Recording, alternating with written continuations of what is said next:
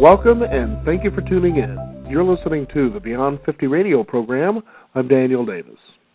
For those who do soul searching, perhaps as you delve deep into your research, you've probably heard of something known as the Akashic Records.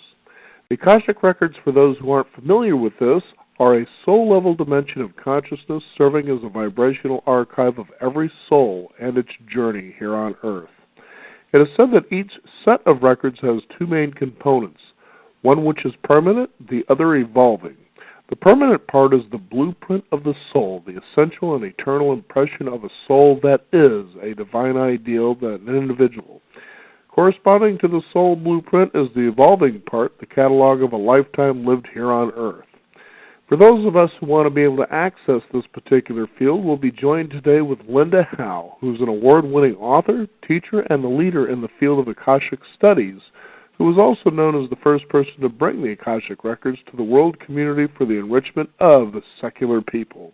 So we're joined here with Linda Howe today to talk about how we can access the Akashic Records and transform our lives by tapping into this special methodology that she has to offer for conscious access. I'd like to welcome to the Beyond 50 radio program today our guest, Linda Howe. Linda, thank you for joining us here on the program today. Oh, thank you so much, Daniel. It's really nice to be with you. Now, how did all this start for you, the Akashic Records, all of this? I mean, this sounds so kind of far out there when you think about it. Do you know, I've had that thought myself. Well, do you know, honestly, I've had a very, ordinary upbringing. I'm from Chicago, ordinary life.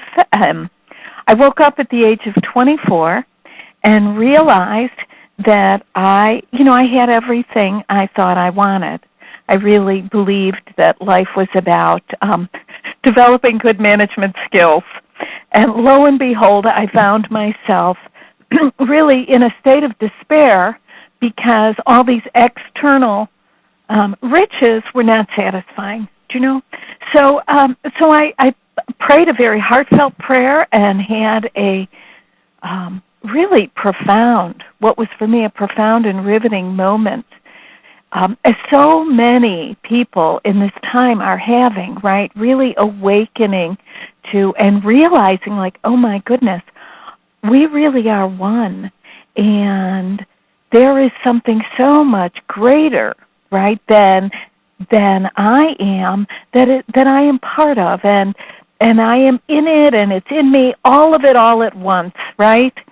And I had this experience of feeling completely known, excuse me, and totally loved and accepted. And I just thought, well, whatever this is, I need to have it in my life every day. Whatever this, I didn't know what it was, but I thought, whatever this is, I must have this. And the search was on, and I spent the next 16 years really experimenting with everything.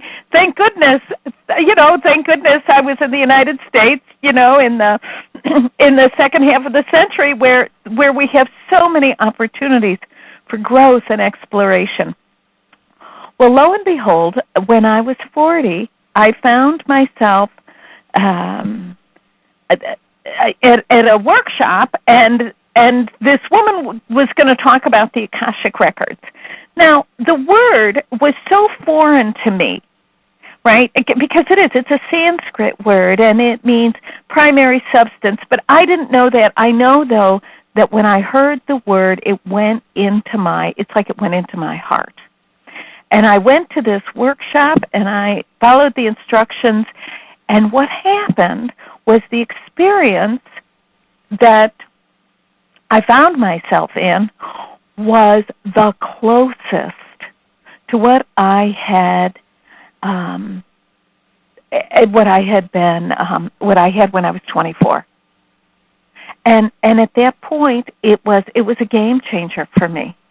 So that was in 1994. I have to tell you, like I said, I'm from Chicago. I'm in the Midwest. We don't use words like Akashic. Right. Mm-hmm. So it really, and it was a path that has really led me to places that I never expected. It's so interesting because in the records, I had this sense of being completely known, almost like, the universe could see through me, right? But completely cherished. And that was my experience when I first opened the records. And to this day, I'm here, 22 years later, 3 books, a 4th in the works, and it just keeps, it's an infinite spiritual resource that just keeps coming forward. As I explore it, more is revealed. It's just tremendous. Now, it's interesting because especially in a day where a lot of us are really looking for meaning, especially when you hear a lot of the tragedies that are going on, especially here in the United States with the random shootings, it can tend to leave a person wondering, what really is out there that protects me, is looking out for me, and how, what happened in a situation where these people going about their day just happen to be in the wrong place and obviously at the wrong time. How do you believe that maybe there is a way, perhaps even through this, that we can shape our destiny and perhaps avoid that kind of suffering? Wow, that is a great question. Daniel, the soul journey as human, right, through time and space, lifetime after lifetime after lifetime, right,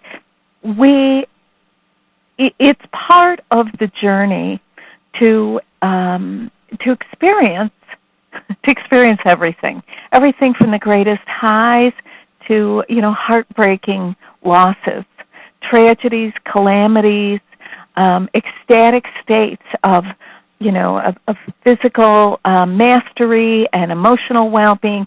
So as human beings, we experience everything, right?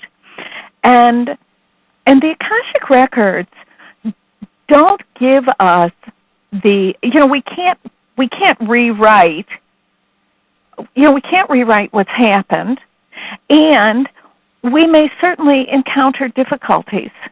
But in the records, our relationship to these events and experiences is really shifts, right? It shifts from us being persecuted and victimized and completely compromised, because what we see in the record is that no experience can put out that inner light.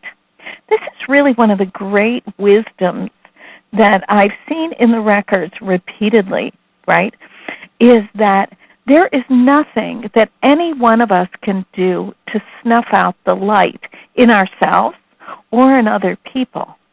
And from the Akashic Records point of view, the purpose of the soul's journey through time, as human, is really to grow into unconditional love for the self and others and all of life. So these are so when there are terrible things that happen, and we know from history, and we see it in the Akashic Records as well, that people have been having bad behavior since we all got to the planet. But we're much more aware of it now. Our relationship to it is dramatically different. And as light workers, one of our great opportunities is to really be able to recognize, to seek and find the light in the midst of tragedy. And that is, I think it's really one of the great responsibilities of light workers, is to know that the light is there, wherever there is, right? And we know there are all kinds of terrible things happening all over the world right now. And what we have, from an Akashic standpoint, we see that everyone is always doing their best. And these individuals involved in very violent, aggressive behavior, what they're really trying to do is find peace for themselves. Now, is it a convoluted notion that that through violence we're going to win peace? Yeah, that's right. A little backwards, but that's really a lot of what we have. That's such an interesting way to look at it, too. Well, do you know what? I used to tell you, when I first started getting this in the records, Okay, here's the idea, that every soul is perfect. I was like, well, okay, that might be true. Right. Do you know what I'm saying? I mean, I really was raised on this dualistic, like good, bad, right, wrong. And what I began to see in the record was that, wait a second here, everyone at their core really is, everyone has a core of infinite love. Infinite love, right? And the challenge is how to let that out, how to open up to that, and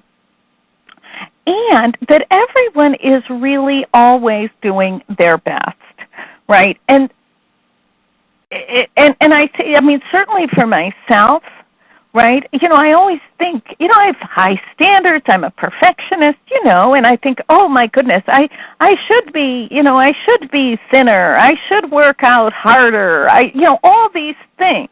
And in the records, it's like, well, you know, this is really your best right now. And this, the challenge, you know, it's so, I think, confusing in a lot of ways, that on one hand, there is such an awakening awareness of the truth that we are infinite, eternal, immortal, unlimited beings with all possibilities, and at the same time, we're mere mortals, flawed, imperfect. And the challenge for us is, how do I maintain my spiritual awareness, right? And live a human life. How do we do this? Because you know, Daniel, the age of the spiritually awakened all running to the monasteries, we don't get to do that anymore.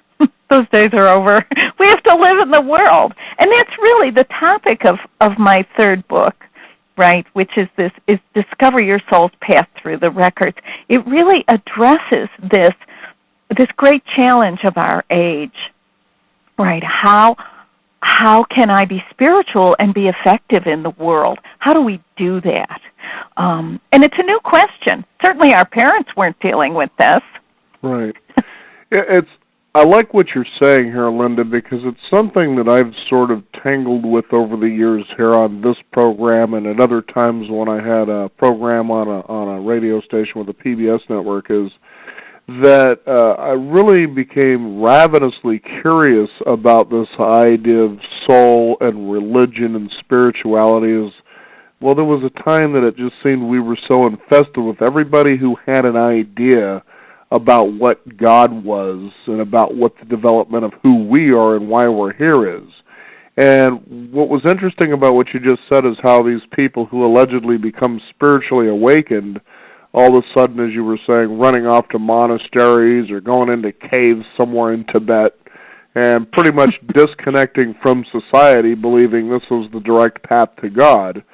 Now, interestingly enough, through a lot of the work I was doing, there seemed to be an emergence, and perhaps it was something inside of me as a result of my pursuits here, is that I realized what you were saying was so true about how true soul's work and true soul's journey, or the work of God, if you will, is by applying yourself and being in the world and being actively engaged in experiences.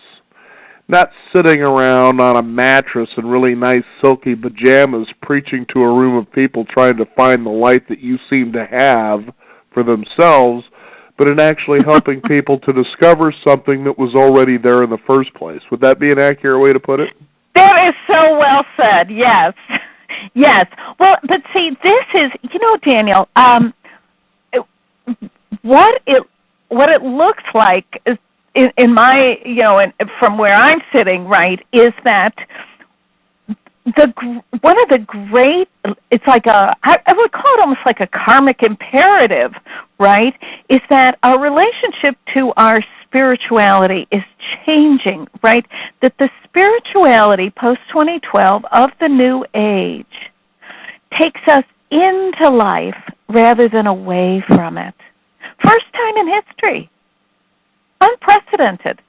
And our awareness of the human experience as the laboratory, if you will, right, the playground through which we discover first our own soul's perfection, immutable perfection, the goodness of everyone else and all of life. And, it's so, sometimes I laugh to myself because I think, isn't this a funny, it's so funny that we are asked to, uncover, recognize, identify, really, make contact with the perfection of life in an environment that is, just downright imperfect. I just think that's hilarious. It's like, oh, I get it. So anyone, it doesn't take much to pick out the problems. They're pretty glaring, right? The challenge is, can I, the way light manifests, the way the God presence, the God force reveals is through what we call good human, behavior, attitudes, loving expression. So what we're really up to here is really seeking and finding the light, the goodness, when there is very little evidence. I think that's like one of the great old soul challenges, right? It's like, as an old soul, okay, great, our perspective is a little more fine-tuned, and can I, because if God is anywhere, God is everywhere. Okay, that's good. Now the question is, can I recognize that? Can I recognize that light, that divine spark in a violent situation, in a heap of rubble? These are, in the midst of global chaos on every level, governments, religions, climate. I mean, it kind of looks like the whole place is going to the dogs, and yet there is something within each and every individual that is so much greater than these difficult circumstances. Right. I find, too, that people become very confused. We live, especially here in America, in a place where it's a billion-dollar self-help industry. And it's interesting how this is an industry that, although it means well, tends to point out perceived flaws within us. And what I mean by that is that we tend to hear a message from someone allowing us to know that there is something that isn't right with us. Not necessarily wrong, but isn't right because we're not, well, you were saying it just earlier, how come my body's not toned enough, or I don't have perhaps that bank account that I'd like to have, or the loving relationship that I believe if I'm this divine soul that I should be having. So it's sort of, pretty much not having what we think we want because somebody told us that. And I remember there was a time, this was years and years ago, in a relationship, a very brief one that I was in, where someone was saying, you're really very poor, aren't you? And I had never really thought about it because I had great friends. I was enjoying each day. I was learning new things. I was growing. And I had never thought of myself that way before. And I began to wonder, so what is wrong with me if I'm not up to this level that she believes that I should be?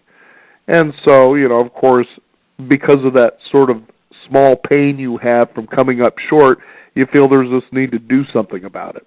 And I think that's the key there, and from what I'm hearing from you is, it isn't so much in looking for those answers from the questions that came from outside of yourself, but sort of looking in and beginning to hone and develop, as you're saying, the soul's path. And so you can see that it becomes a very difficult task when you try to discover this soul's path, what your soul's destiny is, when you have all that noise and confusion and misdirection out there sort of netting at you at every turn. Yes. This is such an interesting idea, and the idea of spiritual confusion, right? And I know I've certainly done it. I think we all have as adults. I mean, oh my God, here's the interesting thing. I mean, it's embarrassing sometimes, right? And I wanted to say this too, Linda. It's interesting that then all of a sudden you hear this, that we have a midlife crisis. Now, I think what's been really wonderful about producing this show for going on a dozen years now is that you see this interesting emergence, the so-called midlife crisis, as they call it, as nonsense. I'd like to call it a midlife awareness.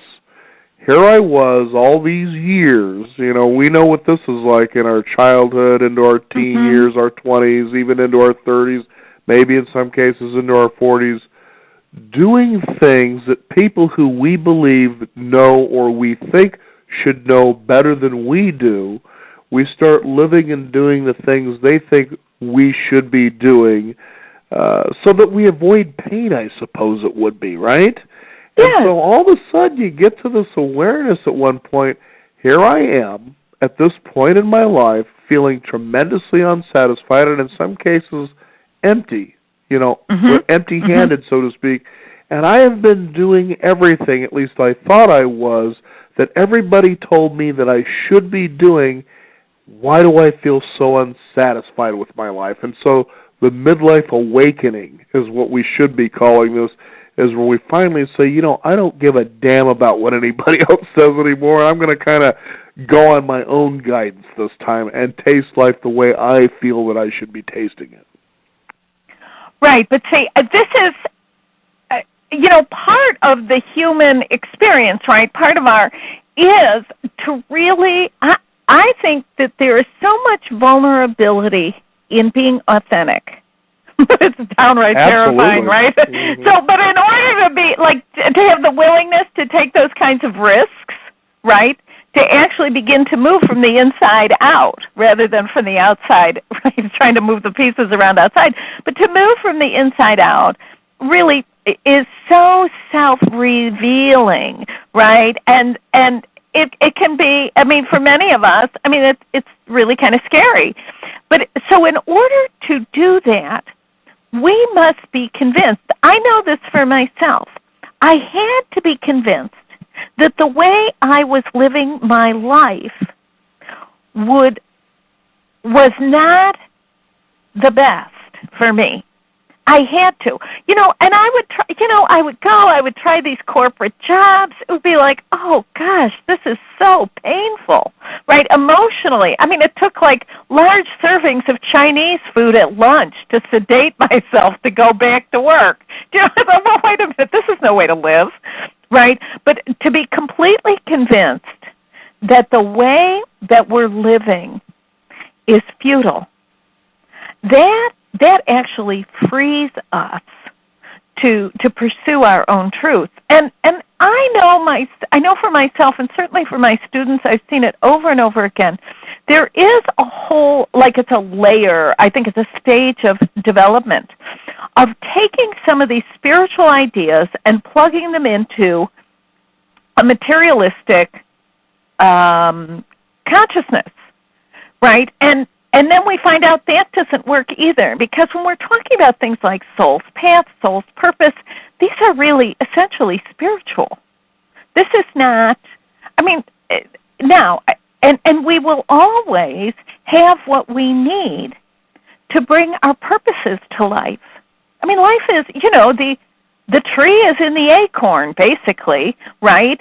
And so there is that layer of confusion. And it really is, it's trying to plug the new ideas into the old paradigm. That if I'm really spiritual, it will rain money on my head. And that if I'm really spiritual, whatever. And, whether it's a health issue. But the fact is, the human experience is an opportunity to love ourselves and others in the face of perceived imperfection, right? That's the challenge. How do I love myself even though, right? Even though I am now 61 and have white hair. How did that happen? I should be blonde, right? Sure. That's what life is. That's really what this is about. And because we're the first generation, I mean, I like to think of it that we're the bridge generation. We are the first secular people to have the opportunity to explore our spiritual awareness. And the fact is, we're learning. We don't know what we're doing. I mean, we're learning what we're doing. So, and so there is that passage of finding out that, wait a second, this is not a race to accumulate possessions. Now we're going to use the spiritual approach to accumulation. Well, I don't know. I mean, that's really not it either. So, I think what's interesting, too, is as you develop soul, you seem to attract more into your life. You even seem to bridge on the cusp of manifesting miracles. Is that something you've experienced in your life? Absolutely. Absolutely, because once the commitment is made, right? And that I will be true to myself, no matter how uncomfortable that is, right? Even though my family of origin really wonders, what in heaven's name are you doing, right? And I mean, it goes on and on, right? All of these challenges, but after navigating those, then our good can find us. See, I mean, we are, actually I talk about it a lot in my book, this, at the core of our being is this, it's a pillar, if you will, or it's a pillar of infinite light, okay? Now, we don't have to generate light. The truth is we can't, so we don't have to make more light. What works is to identify the things that are obstructing or interfering with our experience of our own goodness, right? So we have to make peace with life the way it is. Now, I'm not saying we have to say, oh, isn't it terrific? We just have to accept that life is what it is. And then, from there, the light at the core of our being can shine freely. Now, light is, as you know, it's radiant, right? It's naturally radiant. It just flows outward. That's what it does. It is, however, at the same time magnetic. So we don't have to magnetize anything because the light does the work for us. The light will draw to us what is ours. And when we're talking about manifestation, the only things that are satisfying to us are, people and experiences, right, and even possessions that truly support who we are. If they're not right for us, who cares? Like if I'm a vegetarian and I have a case of very expensive steaks, so what? Doesn't matter. It doesn't matter how good they are, right? It just doesn't matter. So that's what we're looking at is, can I make peace with the fact that I'm an incarnate being? Right? I really am an infinite consciousness in a limited body with an expiration date. Mm-hmm. Okay? And there's nothing wrong with that. Nothing wrong with that. This is the way it's supposed to be. Mm-hmm. That each and every one of us, like, I am my soul's first choice. You are your soul's first choice. There's no accident here. And then we have to move on and make peace with authority. As long as we're on the earth, there will always be authority. And that is not easy. I say that very readily because I know I've certainly had my challenges, mm-hmm. Because I got confused. I thought, that I was God, and, the idea, I'd be God in the universe. Well, the fact is, I'm God in my own universe, and yet I'm still just a person. Right. And there are governments, and, there are higher authorities. And I noticed, in Chicago we have Lake Michigan. I noticed the sun comes up. It looks like it comes up anyway, but it does. The sun comes up every morning over Lake Michigan, whether I'm awake or asleep. There is something much greater than I am at work. And once I make peace with that, like I really accept that, then I want to say basically like fall into line, step into place really in the circle of life where I can receive the goodness of life and share it then with others. Mm-hmm. So, yeah. When we explore the bigness of what we're talking about here with the Akashic Records and who we are here on Earth, for instance, consciously living out our lives, you know, it's really interesting to think about that there really don't seem to be any wrongdoings, and this is a real stretch, that the only wrongdoing is not doing anything at all. Does that make sense? Yeah, I would go a step further. Okay. We're stepping into the realms here. Sometimes doing nothing is... See, here's the thing. From an Akashic perspective, I look at, okay, here is my soul, right? The beginning of time, and it is in my nature. It's the way we're designed. The soul, right, is the fragment of the divine. It reflects and expresses the divine, right? And it is in me. Okay, now, the challenge is I go from lifetime to lifetime, waking up first to the existence of this spark within, right? And then, after that, growing into the experience of unconditional love for the self. Can I make room for myself? Can I accept myself? Can I embrace myself, even though I'm not meeting my standards, even though I have done nothing? I know, it's very easy to love myself when I'm Mother Teresa. That's easy, right? There are certain we all have this way that we would hope to be, right? And that potential certainly lives within us. But part of it is, can I love myself even though I don't know, I sleep in too late. I mean, whatever it is. I'm not a multimillionaire, all those things. And see, as we grow to love ourselves, then we can open up to loving others. Okay? And from an Akashic standpoint, there's no duality, right? There's no right, wrong. It's like, at this moment in time, the very best I can do is sit on the couch and watch bad TV. Well, that's all right. That's all right. God still loves me. Mm-hmm. Right? And that's what it's like. We are learning to perceive and connect with ourselves, to see and know ourselves as we are known in the light of truth. Well, that certainly makes a lot of sense. Mm-hmm.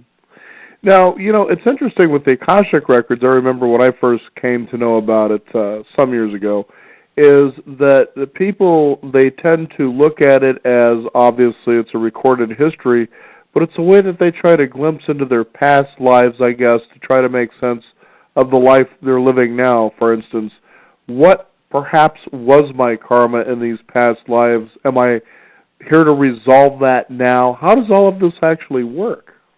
Okay. This is it's very exciting, right? I feel like we're starting to hit the realm here. Okay, so here's the thing with past lives, which is, so we understand from a record standpoint that yes, we do have past lives, right? That's okay. So we have that. Now the question is, how do they impact us now, and how do the records help us with this, right? So first and foremost, in the record, we don't go back to the past. There's nowhere to go, right? We always operate from the present, because this is, the present is the portal of power. So when I am dealing with an issue in my life that's difficult, and it's stubborn, right, seems to be unbudgeable, I can go into the records. I go into my own records. I use the pathway prayer process that was given to me in 2001. And I go into my records and I ask about what is, first, I'm like, what is this about? And what is the nature of this difficulty, right? So I know in my own experience, one of the issues I had was this business with authority. I mean, just really scared. I was just really scared of authority. Didn't matter who it was. It didn't matter how loving and wonderful the authorities, how wise and generous. It didn't matter. My response to authority was real terror. Okay? Now, I go into my records, and I'm asking about this. And and I also have this awareness, this idea, it's a sense within myself that if I speak up and tell the truth about anything, something terrible will happen. Now, in my life, in this lifetime, as Linda Howe, there's no real basis for that, right? Like, anyway. So in my records, I have this sense, it's like a sense of knowing with some flashes of images. Almost like I'm flipping through a Rolodex.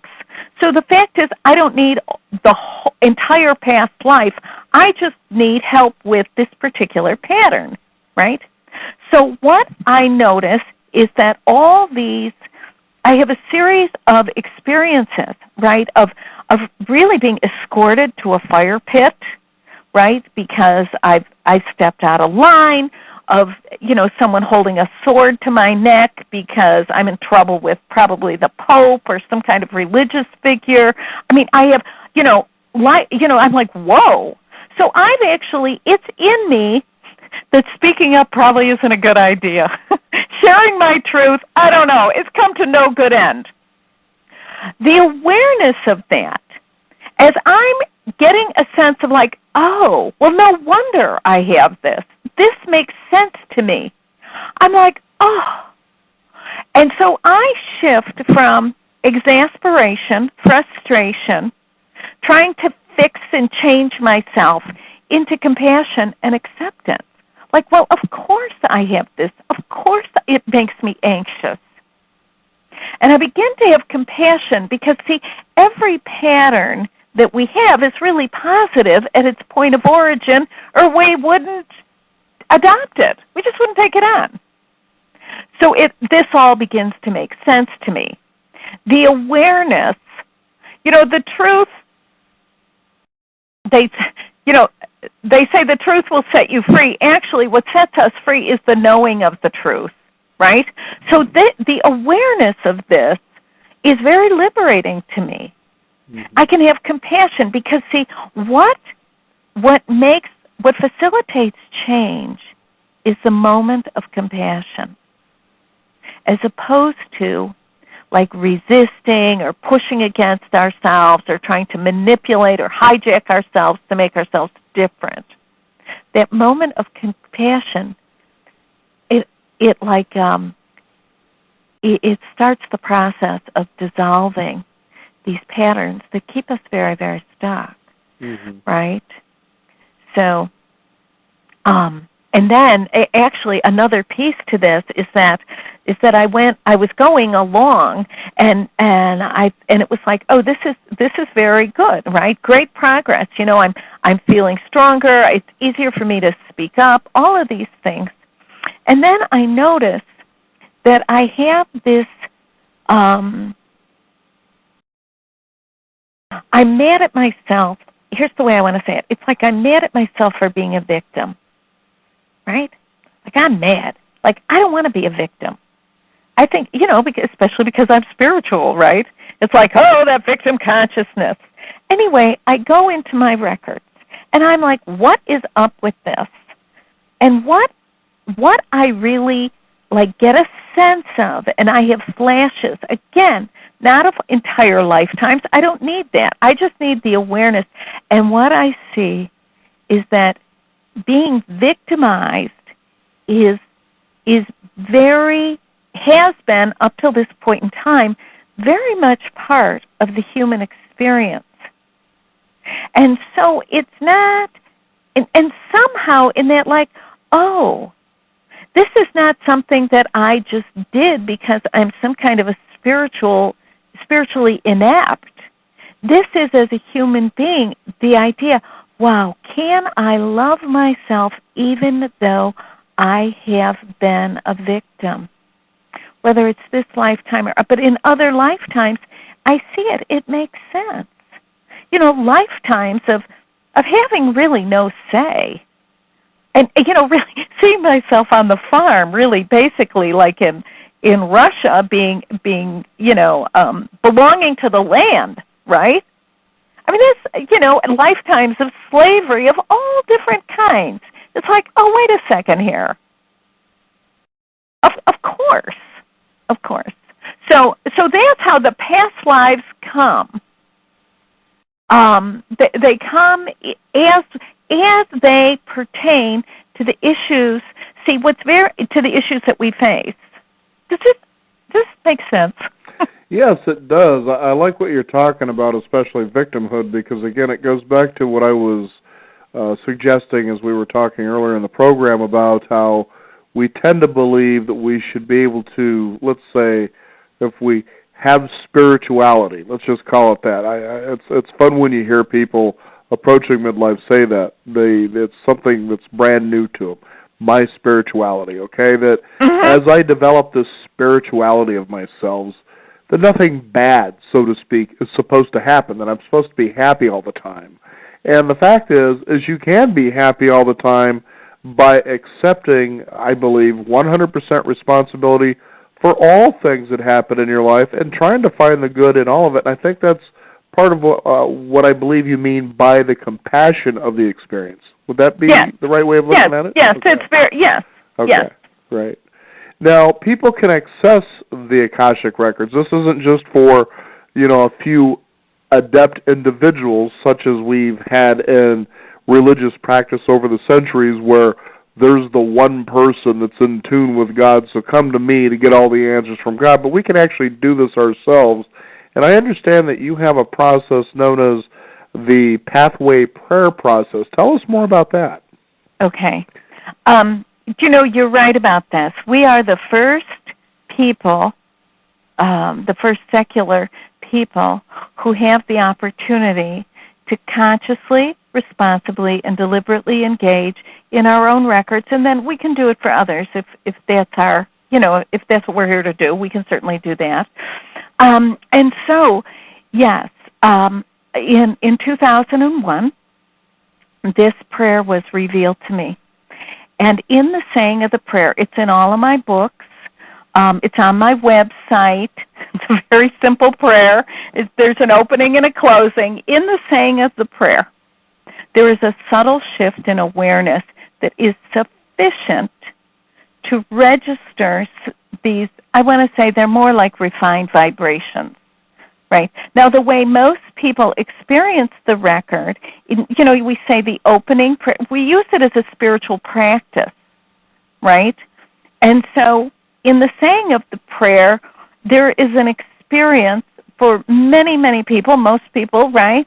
The experience of stepping into a sanctuary, right? It's sanctuary. It's a dimension of spiritual reverence.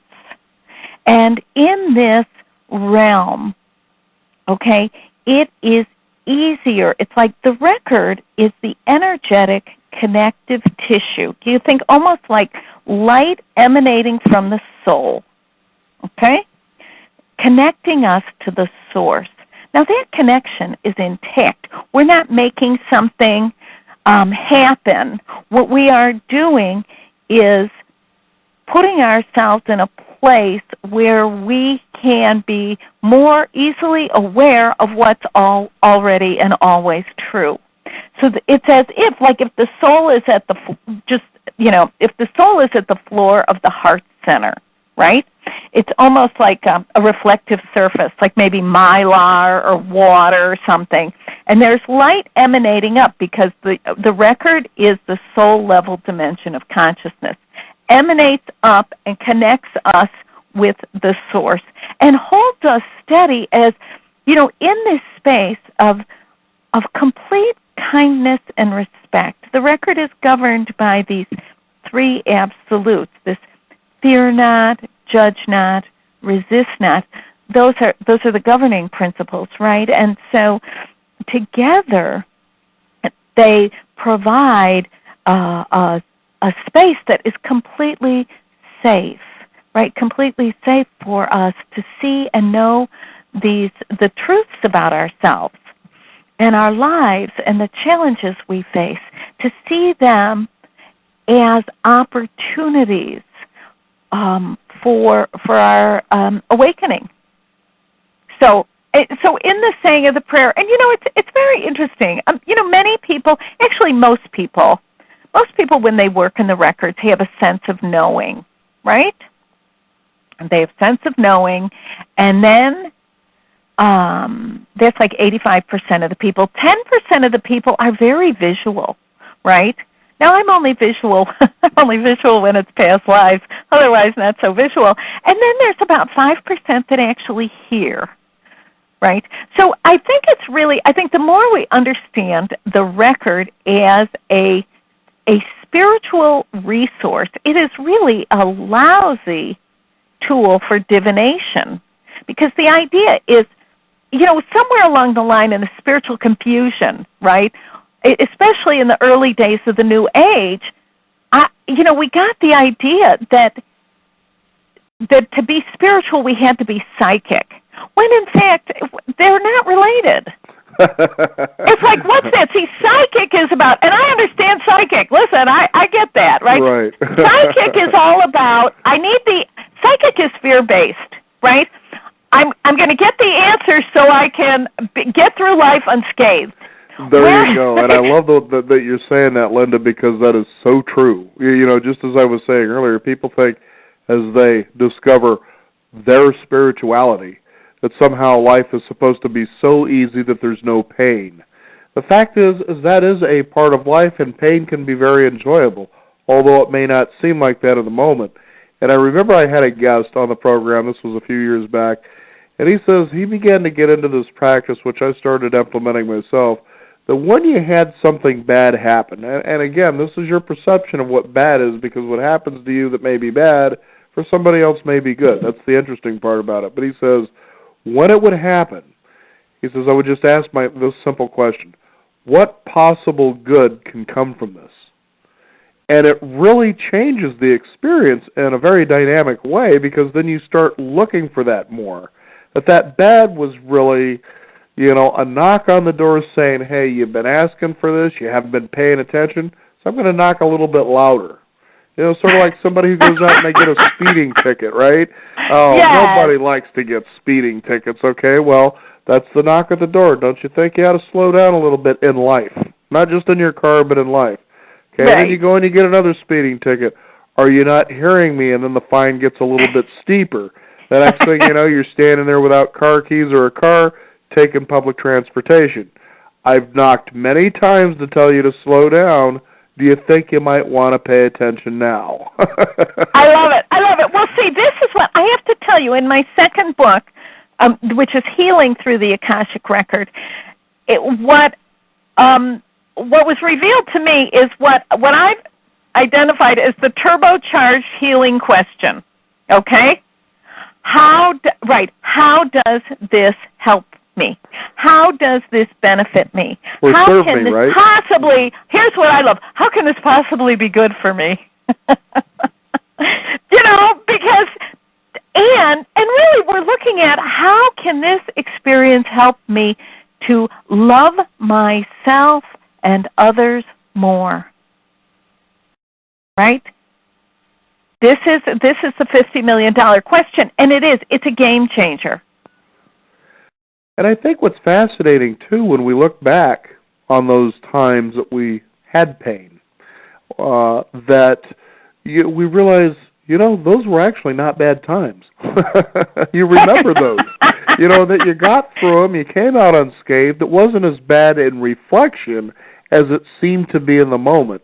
it didn't last as long as you thought it did at that time in the moment. And it's really fascinating that when you can look at it this way, that these are things that serve you. The suffering comes from holding on to that pain and trying to think of all the different scenarios that you could have avoided it. Right. That's really interesting. The suffering is from the judgment. Right. The suffering is from the judgment.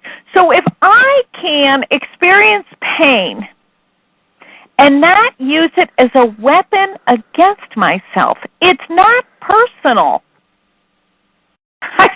In a way, there really is, at some level, it's like, it's okay. Is it uncomfortable? Yes. Is it terrible? Yes. That's all true. And yet, these things happen. There's so much paradox.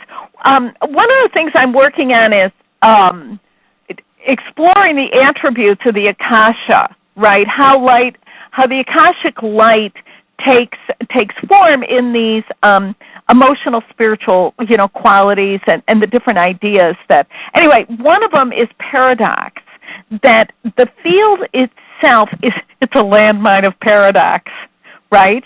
Because on one hand, everything is personal, and on the other hand, really, it's not that it's not personal. So, and these are very tough. I have found them very tough concept. How can it be, right, that I am the center of my own universe and I am not the center of the universe? How can it be that that I'm unlimited, immortal? How can that be when I see that really I'm only 5'2"? I will never be a basketball player. It was never on the lineup for this lifetime. Really making peace with the human reality and understanding that it is not an indictment, right? It's not like, oh, this is terrible. It's like, oh, through this opportunity, I have a chance to come to know, right, the goodness of my own goodness and the goodness of others. It's incredible. Mm-hmm. This is also fascinating, and I know that, people yearn with the burning question about knowing what their soul's path is.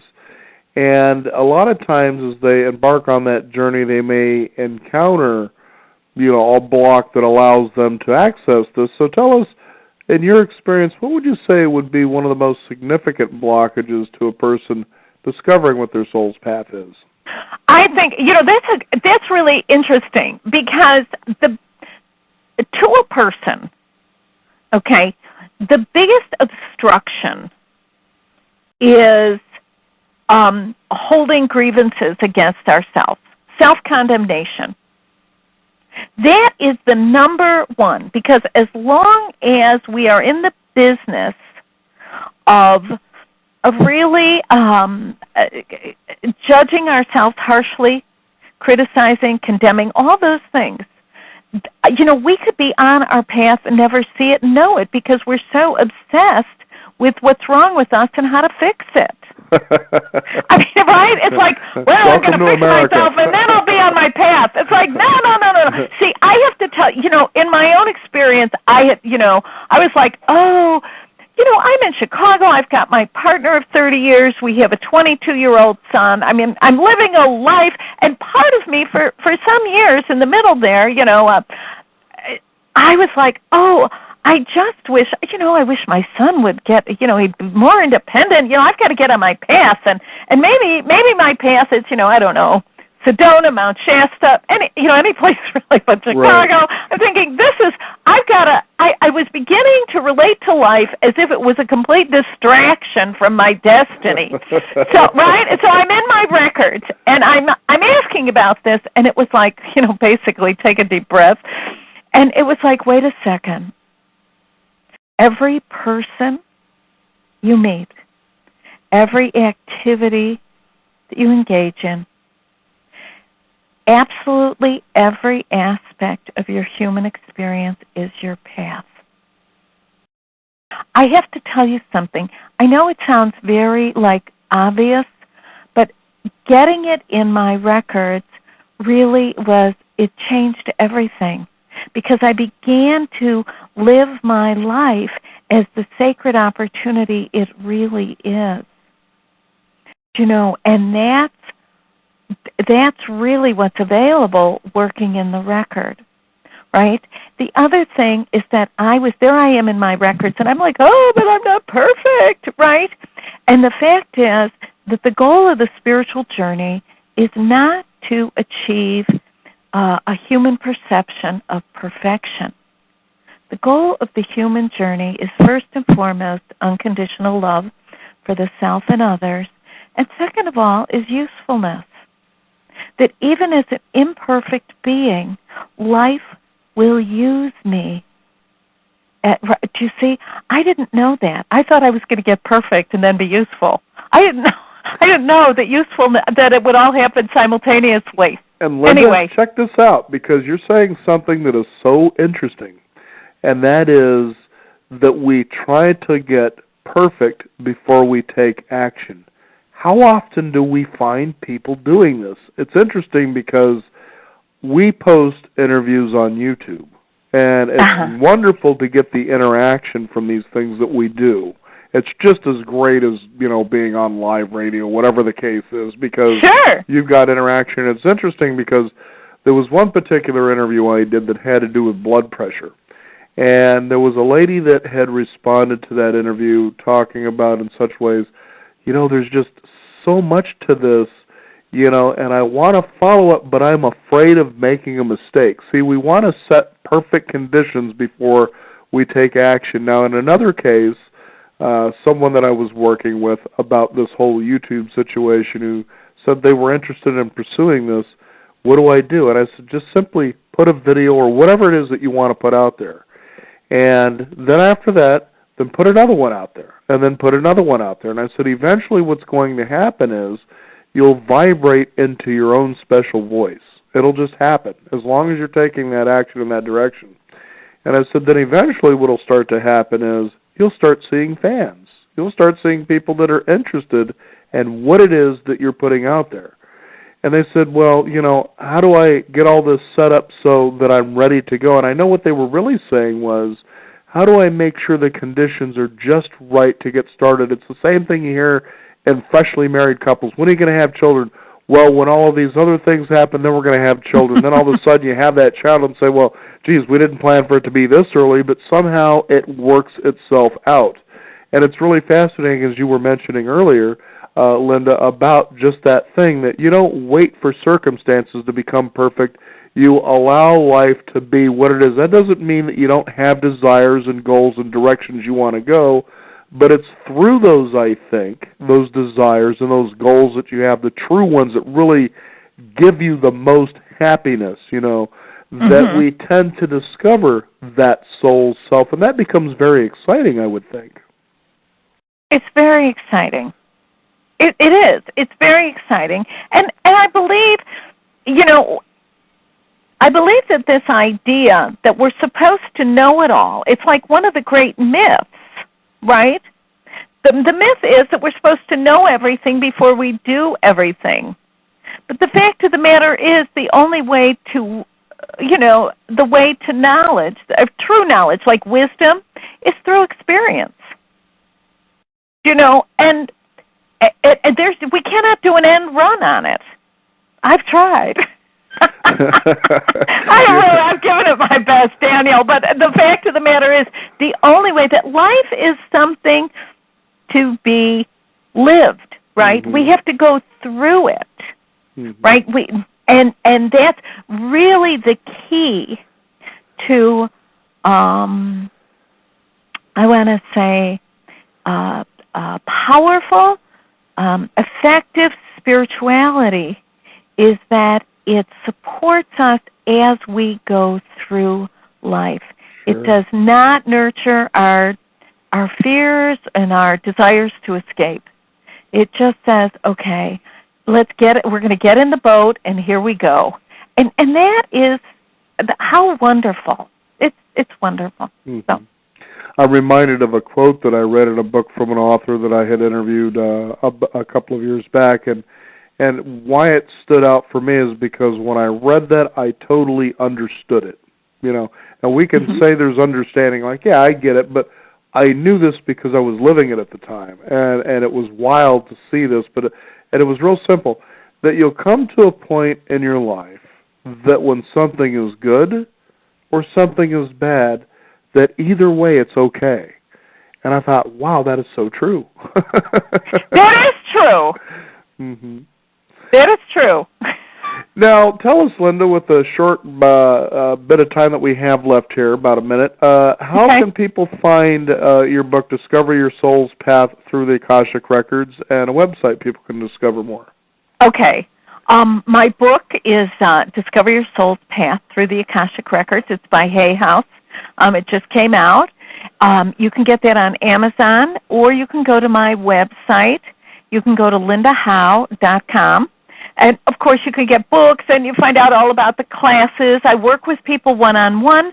I teach classes, and I'm also very thrilled to share with you, Daniel, that just 2 days ago, I was awarded my doctorate in spiritual studies, focusing on the Akashic Records through Emerson Theological Institute. Wow.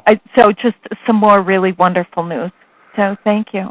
And we want to thank you for taking the time to bring this very exciting topic to the program here, because, I know that a lot of people out there are yearning, especially nowadays with such uncertainty, what direction do we go? Well, the first place you go is go within inside yourself and learn, as you were saying, open that up and then serve the world with it. I think, boy, that'll make things a lot sunnier for a lot of people around the world, wouldn't it? It really would be. It would be great. Linda, again, thank you for joining us here on the program today. It's been a pleasure. Oh, thank you so much, Daniel. It's really been wonderful to spend this time with you. Thank you. You betcha. We want to thank you, the listeners out there, for joining us today. You can discover more also by visiting us at beyond50radio.com. That is the number 50. Please do sign up for our weekly e-newsletter. You can also follow us on Twitter at Beyond50Radio as well as Facebook. I'm Daniel Davis. Thank you for tuning in. This is the Beyond 50 Radio program, and remember, live your day past halfway.